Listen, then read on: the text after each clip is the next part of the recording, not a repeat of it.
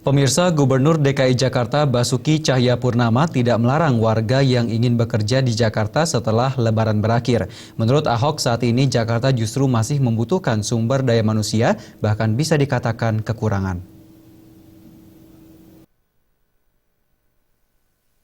Sudah menjadi tradisi jika Lebaran usai, banyak warga daerah yang datang ke Jakarta untuk mengadukan nasibnya. Biasanya mereka yang belum menginjakan kakinya di Jakarta datang ke ibu kota karena diajak saudara atau temannya. Namun bagi Gubernur DKI Jakarta Basuki Cahayapurnama alias Ahok, melihat hal tersebut bukan masalah bagi pemerintah Provinsi DKI Jakarta. Mantan Bupati Belitung Timur itu memiliki solusi sendiri mengatasi gejolak urbanisasi ini.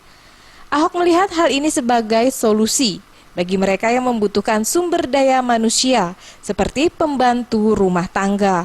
Namun bagi mereka yang tak memiliki identitas diri atau tidak memiliki pekerjaan Jakarta, Ahok tak segan-segan untuk memulangkan ke kampung halamannya. Ya ibu kota kok, masa kamu bikin tertutup? Ibu kota masa seluruh Indonesia boleh datang, seluruh dunia juga boleh datang. Kamu promosi turisme begitu ya. Kita pantau, lurah, makanya lurah itu seperti manajer wilayah. Dia akan pantau, termasuk RT RW mesti lapor. Kita stopkan.